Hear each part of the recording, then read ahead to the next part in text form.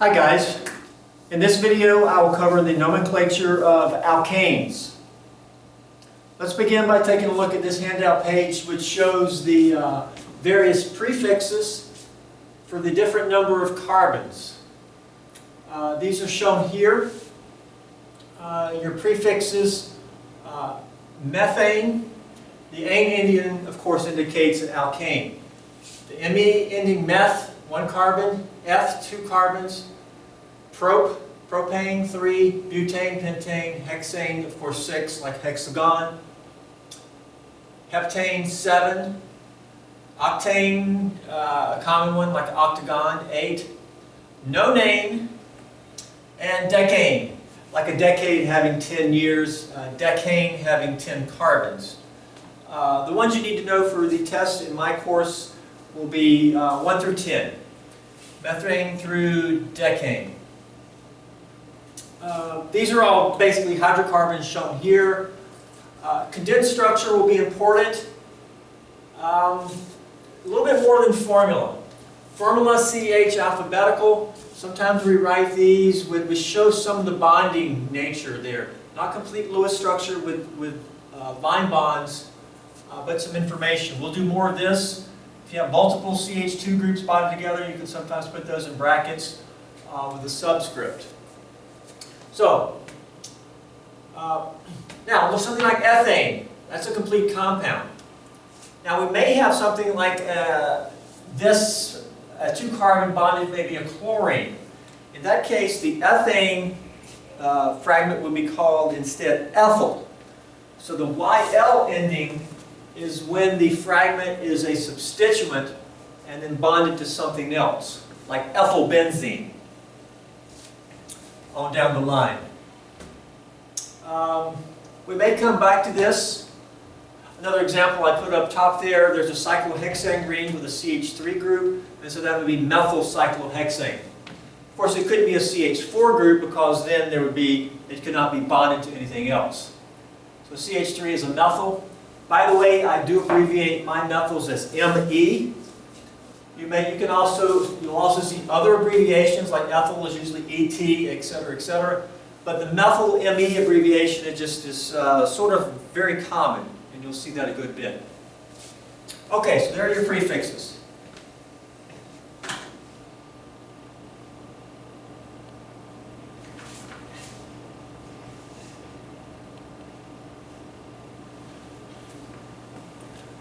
Now let's look at the nomenclature of alkanes.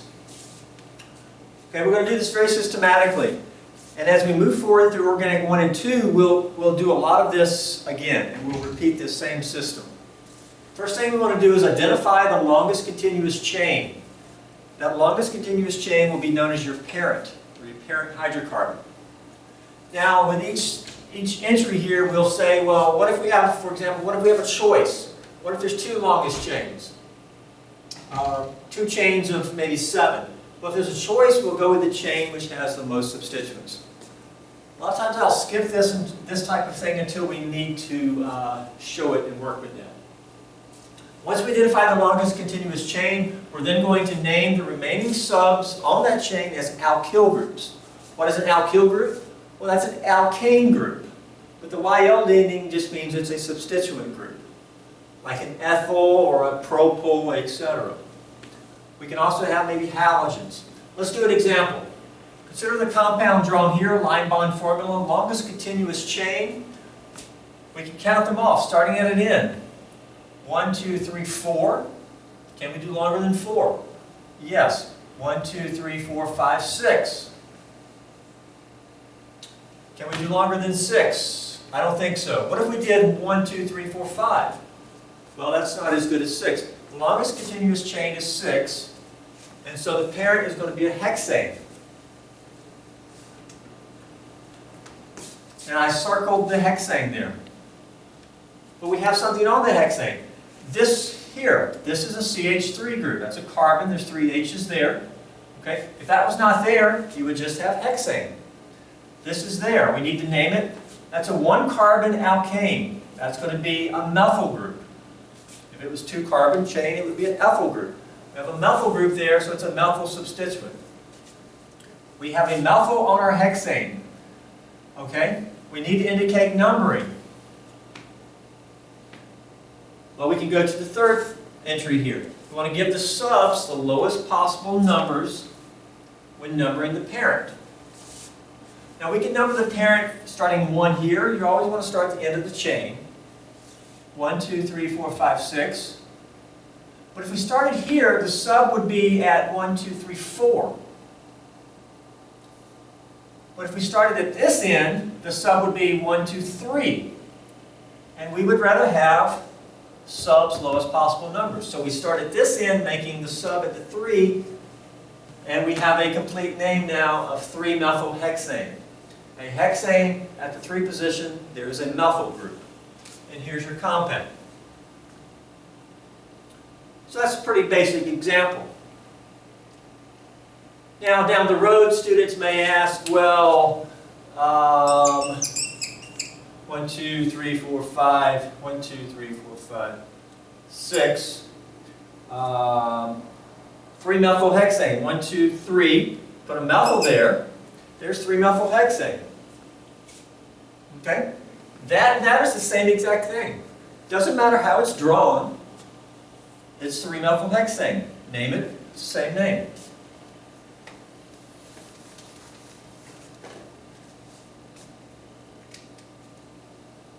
Let's do another example. How about this one over here? I've actually already named it for you. 2-methylhexane. Why is that 2?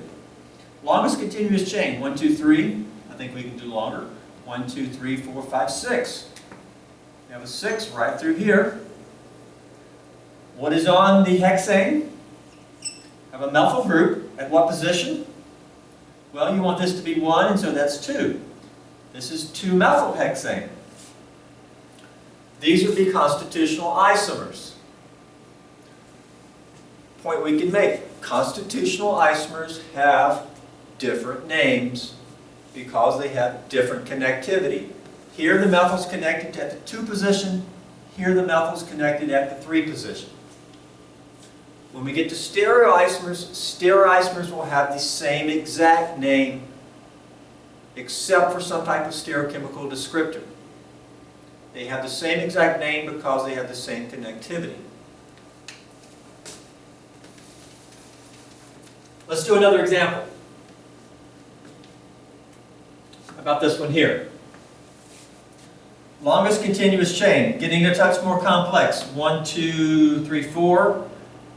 1, 2, 3, 4, 5, 6. 1, 2, 3, 4, 5, 6, 7. 1, 2, 3, 4, 5, 6. 1, 2, 3, 4, 5, 6. I think it's 7. Right through there. It happens to be linear through there. It could be up through like this. 7. It's an alkane with 7 carbons. So that would be heptane. That's what's circled. What is on our heptane? We have a methyl group. And we have a 2-carbon alkyl group there. Would be an ethyl.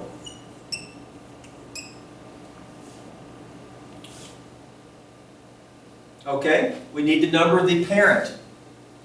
We want subs to have the lowest numbers. We have 2 subs here. 1, 2, 3 or 4.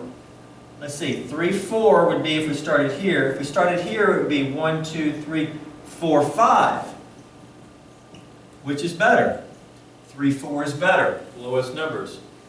So we have a 3-methyl and a 4-ethyl. It's going to go in front of their parent, but we list subs alphabetically. Apparently fell asleep right there, but it is alphabetically. So ethyl comes first. Okay, we're not listing 3 first, we're listing alphabetical. So this would be 4-ethyl, 3-methyl heptane. So there is your name. I'm just encircling in there, that's not a bracket. Okay? 4-ethyl, -3, -methyl, no dash here, that's continuous heptane. This is your compound. Alphabetical. E comes before M. These substituents are on the heptane.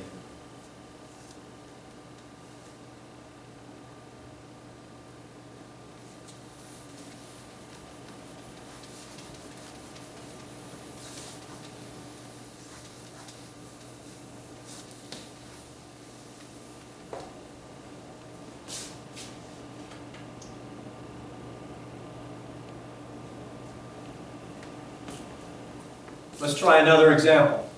How about this guy here? Longest continuous chain. 1, 2, 3, 4, 5. 1, 2, 3, 4, 5, 6, 7. 1, 2, 3, 4, 5, 6, 7, 8. 1, 2, 3, 4, 5, 6. 1, 2, 3, 4, 5, 6. 1, 2, 3, 4, 5, 6, 7, 8. That's the same one I did before. Looks like it's 8. And I don't see any other 8s. So we don't have a choice. There's only one 8. There's the parent. Parent is octane. Because that's a plain alkane with 8 carbons. Alkane chain. What is on our octane? Well, we have an ethyl, a 2-carbon alkane fragment coming off. And we have 2 methyl groups coming off. Okay, what's the one end of our octane? If this is 1, 1, 2, 3, 4, first sub is not until 4. If this is the 1, 1, 2, 3, uh-oh. Either way you go, you get 4, 5. Okay?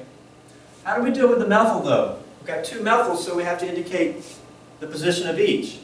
They happen to be on the same carbon. They don't have to be. We could have had 1 methyl here and 1 methyl there. We've got to indicate where both methyls are.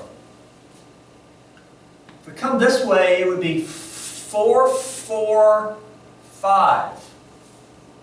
4, 4, 5. If we started here at 1, it'd be 1, 2, 3, 4, 5, 5. Well, 4, 4, 5 is lower numbers. So we can then write our name, alphabetical order. We can list this as dimethyl. And when we do something like di or tri, you don't count the prefix D or T there. Okay? This is going to be 5-ethyl 4, 4 dimethyl octane. We have an octane, 2 methyls, both at the 4 position. It could have been 2, 6 maybe. They're both at the 4. And in the 5 position, we have an ethyl. And so this was indeed the 1, and this was the 8 position. 4, 4, 5, 6, 7, 8. I believe that looks good.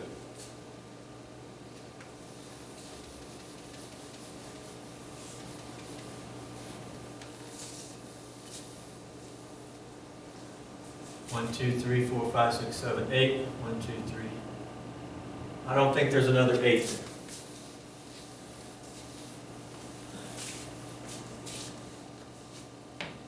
Okay, complex subs. Complex subs are just going to be subs that have a sub. But we still follow the same systematic approach. Longest continuous chain. Getting a little bit bigger here. 1, 2, 3. Obviously we can do longer than that. 1, 2, 3, 4, 5. 1, 2, 3, 4, 5, 6, 7. 1, 2, 3, 4, 5, 6, 7, 8. 1, 2, 3, 4, 5, 6, 7, 8, 9. I see a 9, and I think that, if I remember correctly, is the longest here. I mean, if we started there, it's basically the same. We're going to get the same name. If Started over there, 1, 2, 3, 4, 5, 6, 7, 8, 9. We're going to get the same thing. You can do that and see. Do we have a different 9? 1, 2, 3, 4, 5, 6, 7. 1, 2, 3, 4, 5, 6. 1, 2, 3, 4, 5, 6, 7, 8. 1, 2, 3, 4, 5, 6, 7, 8, 9.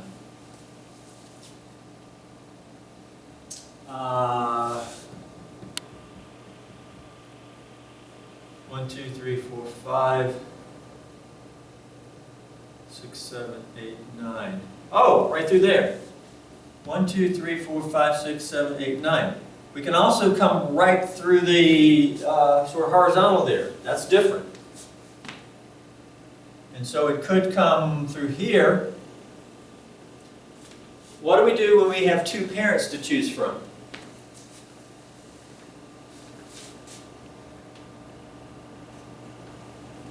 If a choice, go with chain with most substituents.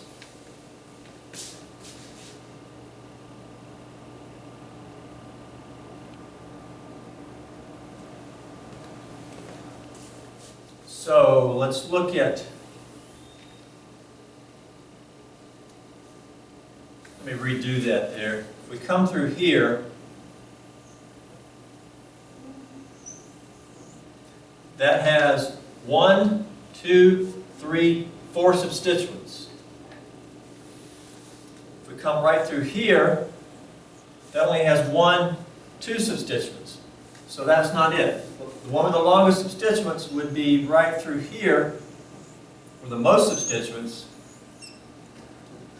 And that's a 9 alkane, so that is no name. What is on our no name?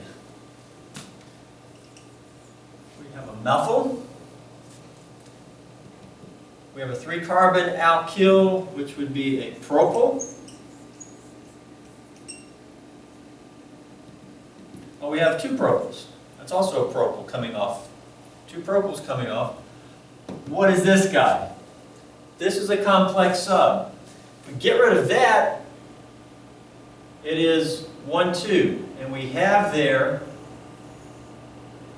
an ethyl group. Now you could have circled the other 2, either way. It's got symmetry. That's an ethyl. But the ethyl has something on it. What is on it? A methyl. So it's an ethyl with a methyl. What position is the methyl? Well, when a sub comes off the parent, the first carbon is always 1, and the next one is 2 on down the line as you move away. So this is an ethyl group with a methyl at the 1 position. So it's a 1 methyl ethyl. That's called a complex sub. It's a sub that has its own sub. With complex subs, the first letter typically is going to be your alphabetical, unless maybe that says di. I'm not sure you can have that. I have to think about it. But definitely here we have M. Methyl comes before methyl ethyl. Propyl. What's the 1 position? 1 position of the parent. You can see it's going to be here, because if we start here, we have 2, 3. Basically, you want your first sub to have the lowest numbers. That has 2. If we came here, the first sub would not be until 1, 2, 3, 4, 5. 2, for example, a 2, 10 beats a 3, 4 in terms of number. It's like ace is high. 2, 10 is going to be better than 3, 4. So essentially, you want your first sub to have the lowest number. So, on the no name, we have alphabetical. It's going to be methyl. It's going to be 2, 3, 4, 5, 6, 7, 8, 9. But we have here, I'll start here, 2 methyl. Then next is going to be methyl ethyl in terms of alphabetical. Where's that? The 3 position. So at the 3 position, what do we have? A complex sub. All this goes in parentheses. 1 methyl ethyl. So at the 3 position, we have a 1 methyl ethyl. Now we got two propyls. We can use dipropyl, but instead of them being on the same carbon, here they're on different carbons. I'm going to rewrite that, and we're going to have 4, 5 dipropyl nonane.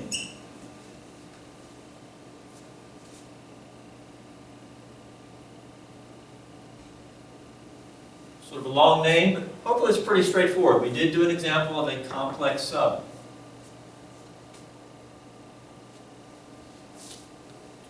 Now, this one here I'll let you do on your own, and we may look at that during class time.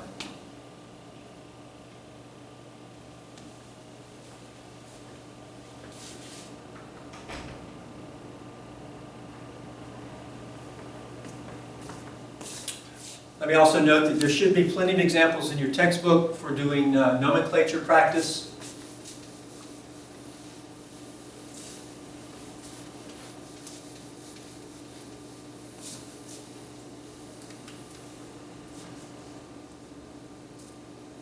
You can also make up your own nomenclature. Boom, boom, boom. There you go. Name that compound.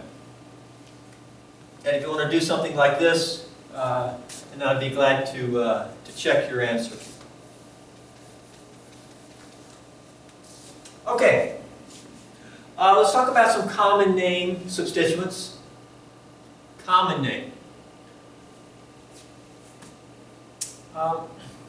If you have coming off a CH and then 2 methyls like this is called an isopropyl group. It is 3 carbons, and so it's a propyl, but it's not a straight chain propyl. Your straight chain propyls, also known as N for normal, it means straight chain. N propyl, how it's linear there, one after another.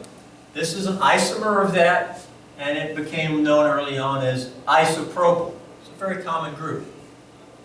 Now we actually did have an isopropyl up here, and we named that as a complex sub. We named it as a 1-methyl ethyl.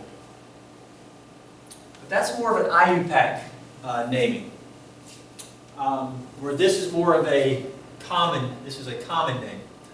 You really need to be able to do both. Sometimes on quizzes or tests, it may say common names can be used, or sometimes it may say common names cannot be used. Isopropyl, N-propyl. Then we have some isomers of butyls. Straight N-butyl is not shown here. We have these others. CH2, CH, methyl, methyl is isobutyl. This is sort of coming off of something. You could have maybe a chlorine here. And this would be called isobutyl chloride, for example. So these are really as substituents. This is known as a sec-butyl, where sort of the first carbon is branched. You have CH methyl, and then you have CH2, CH3. The sec here really refers to the first carbon, and this is a secondary carbon here, assuming that this is not a carbon. So if this is a chlorine, your first carbon is secondary. We'll cover that on the next page or two. Where in the isobutyl, your first carbon is not secondary, but it's rather primary. Again, assuming that's not a carbon. So that's sort of how you tell these apart. But again, they're all 4 carbons. They got 1, 2, 3, 4. 1, 2, 3, 4. They're all isomers of butyl. There's also the T-butyl. That is a T. T standing for tert. Known as a tert butyl. That's where the first carbon is tertiary. That is, the first carbon is bonded to 3 other carbons, assuming that's not a carbon. Here the first carbon is bonding to 2 other carbons, it's secondary. The tert butyl kind of looks like a cross, or a plus sign there, where the first carbon does not have an H, but instead it has 3 methyls attached. Tert butyl is a very common group, also known as simply as a T-butyl.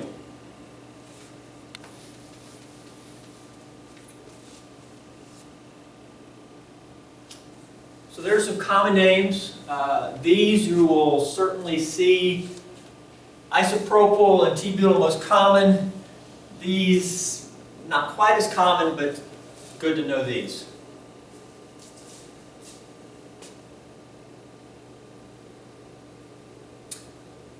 Next, let's look at cycloalkanes. We have rings. Now this here, looking like a box, 4 carbons. These are called cycloalkanes. That's generic. 4 would be cyclobutane. Of course, the formula C4H8, we see 1 degree of unsaturation, and that's because there's a ring. If it was just butane, this would be C4H10, because it's fully saturated. And you can add up the hydrogens, count them all out. So we can have cyclobutane. This would be cyclopentanes. We'll look at these. And then the 6-membered ring would be cyclohexane. You can, of course, have just any variety, cyclooctane, like the stop sign. Let's look at how to name these. Let's name this guy here.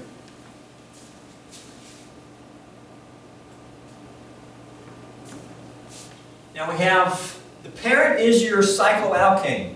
So we have here a cyclohexane. That's what that is. But we have substituents. We have a propyl, an ethyl, and our first halogen. Halogens are named with the O ending: fluoro, chloro, bromo, and iodo. So we have a fluoro substituent. What's the 1 position? Well, a ring does not have an N. The 1 position, you go ahead and assign 1 position where a substituent is. We don't want to assign that as 1, then the first substituent would be 2. We assign here, here, here, so we can have first substituent as 1. But then we want the next ones to be lower. For example, if we started here, that would be 1. If we went this way, it would be 3, 4. And so we would get substituents at 1, 3, 4. Can we do better? If we started here, we would get 1, 2, 3, 4, 5. 1, 2, 5. Well, that is better. 1, 2 beats 1, 3. Can we do better than that? We actually can. If we start with 1 here, 2, we get 1, 2, 4. And that's the best. And this is how you want to number this compound. Then we do alphabetical. We have ethyl, fluoropropyl. Alphabetical, we're going to have 2 ethyl, 1 fluoro, UO, 4 propyl cyclohexane. No dash here. So we have this name for this guy here.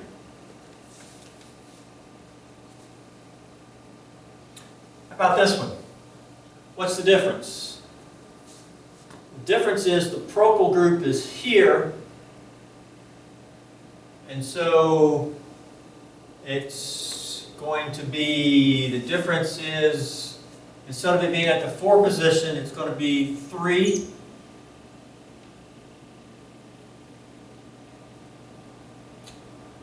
Assuming our alphabetical doesn't make this become 1, 2, 3 that way. Because if you have choice of numbering, what do?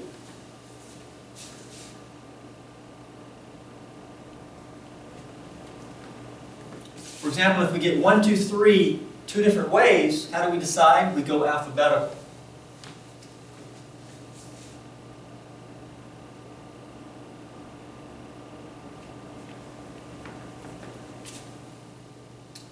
One, 2, 3, or do we do 1, 2, 3?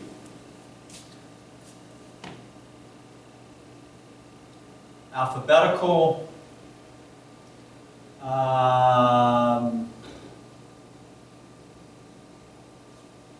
Probably fluoro beats propyl, so let's go with fluoro being 1.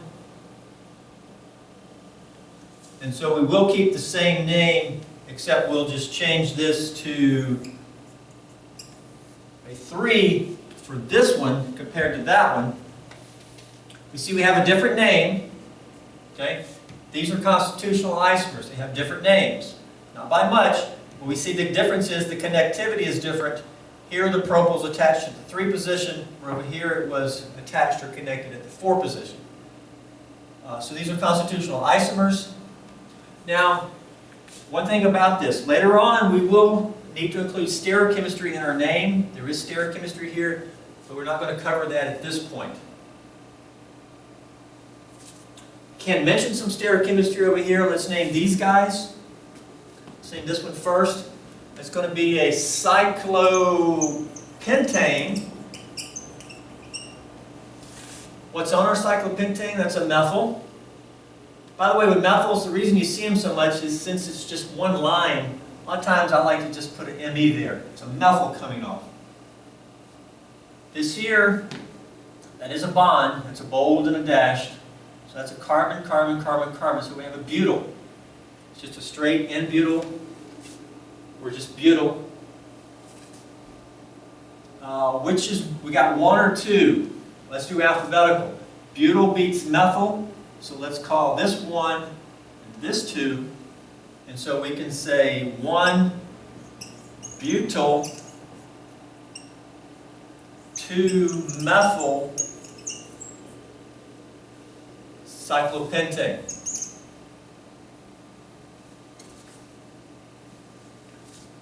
Now, what is this guy over here? It's actually the same exact name, okay? Same thing. Methyl at the 1 position, butyl at the 1 position, methyl at the 2 position. These are isomers, same formula.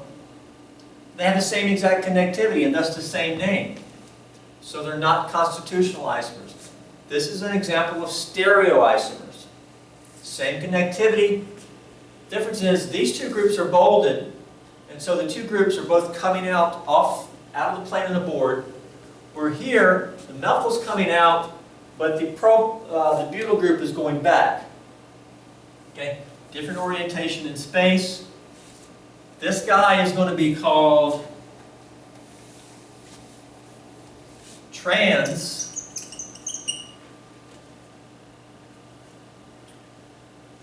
It's a trans orientation or opposite orientation.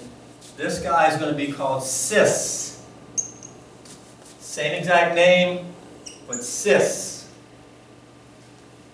These are stereoisomers. Stereoisomers have the same connectivity, thus the same name. They only differ by some type of stereochemical descriptor in front of the name. We'll see more of that down the road. But they're not constitutional isomers.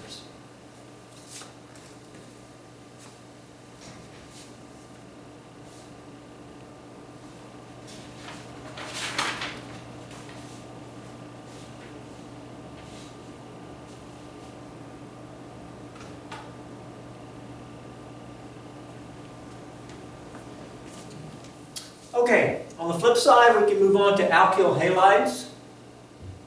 It's actually the common name, but this is going to be an alkyl group that contains a halogen. We may have named one on the previous side, not much different.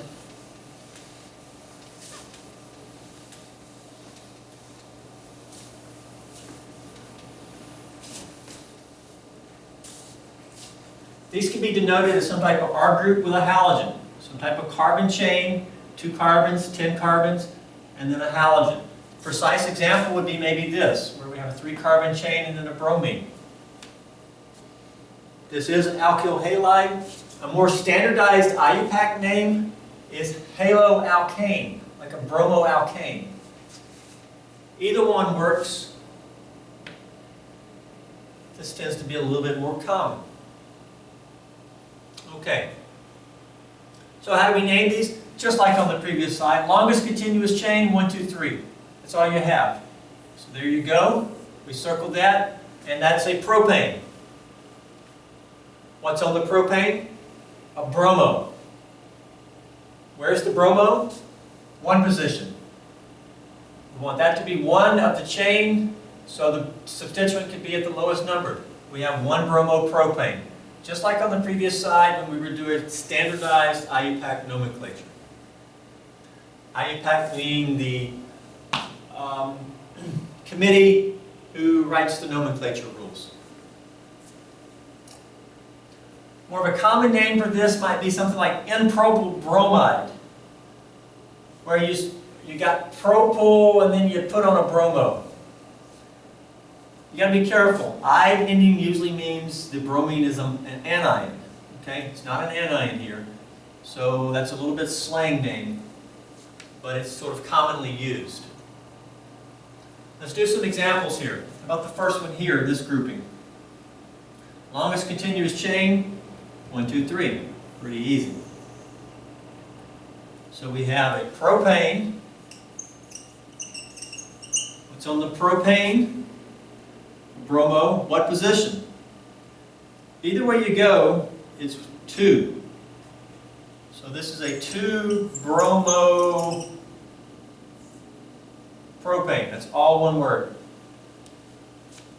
2-bromo propane versus 1-bromo propane. Constitutional isomers. Bromine connected at different positions. How about this guy? These are pretty simple. Longest continuous chain. Well, ethane. So we have ethane. What's on the ethane? Chlorine. What position? 1. Okay. We have chloroethane. The 1 is actually not needed. Because, can you have a 2? For example, what if instead I put the chlorine here? There's no difference. This is also, I mean, you can call this 1-chloroethane. That's also 1-chloroethane. There's no such thing as 2-chloroethane. So you really don't need the 1. It's not wrong to put it. But if someone said, bring me some chloroethane, there would be nothing ambiguous about that name. But if someone said, bring me some bromopropane, you would have to ask him, do you want the 1 isomer or do you want the 2 isomer?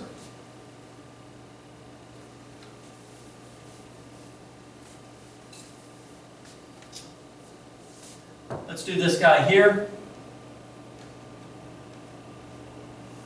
Longest continuous chain, 1, 2, 3, or 1, 2, 3. That is different. By the way, that has 1 substituent. But if we circle this, 1, 2, 3, that has 2 substituents. More substituents better when you have a tie. 3-carbon chain is going to be propane. What's on the propane? Methyl. Don't call that a methyl. That's part of the chain. But that is not. Methyl and fluoro. Okay? This is going to be 1, so we can have 1, 2. You don't want that to be 1 because then your substituents would be 2, 3. 1, 2 is best. Fluorine becomes before methyl, so it's going to be 1 fluoro 2 methyl propane. For that guy there.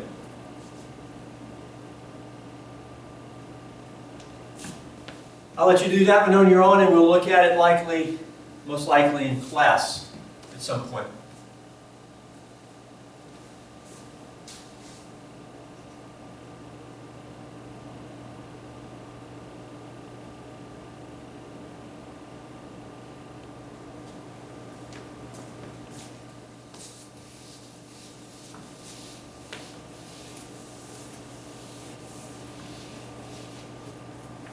Okay, what we just looked at will be the nomenclature for test 1. That is your standard alkanes, prefixes, alkane nomenclature, complex subs, and alkyl halides. The remainder will not be on test 1. I just want to show you this because you do need to start becoming familiar with some of the other nomenclature. Now, for example, I cover alcohols and ethers in Organic 2, the nomenclature. Let's just briefly look at it. Alcohols have a carbon group with an OH. Okay? You could call this an alkyl alcohol, like methyl alcohol or propyl alcohol. Probably the actually more common here is your alkanol, such as your alkane maybe being ethyl, so you'd have ethanol, or propyl, so you'd have propanol. But the OL ending denotes the alcohol. That's your OL ending. Here, now this is a 1, 2, 3, 4, a 4-carbon alcohol. It is a straight chain, so it can be called N-butyl alcohol or N-butanol. Now, there is more to this. For example, N-butanol would be this, but we could also have an alcohol where the OH group is here. This would not be N-butanol because it's no longer the full straight chain, even though the hydrocarbon is. This would be called 2-butanol.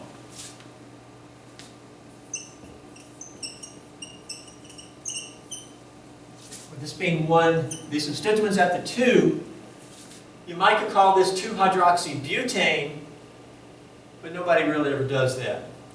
The 2 indicates where the alcohol is on your butane fragment.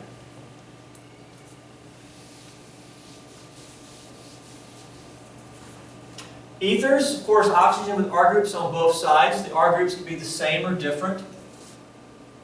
These are typically named like dialkyl ether. Here both alkyl groups are ethyls, so it would be diethyl ether, common solvent in the laboratory.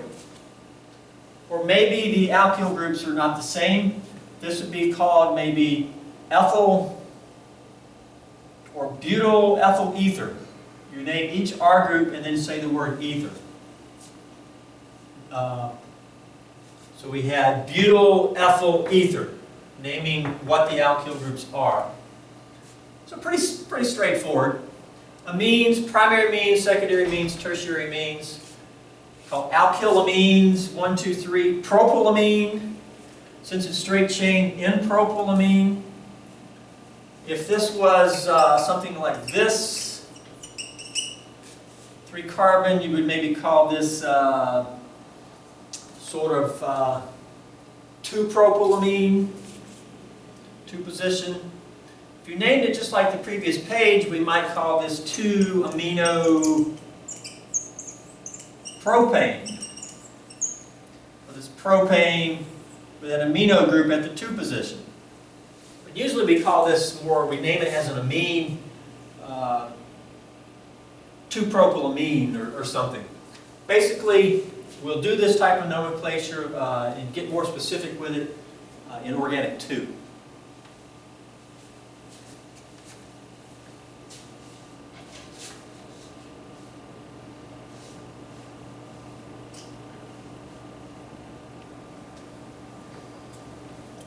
So that's the nomenclature for your alkanes here during test 1. Please move on to the next handout. We'll look at other things regarding some structures around naming. We'll look at condensed structures, how to sort of decipher what these structures are. I did one example for you. Naming primary, secondary, tertiary, quaternary carbons, etc.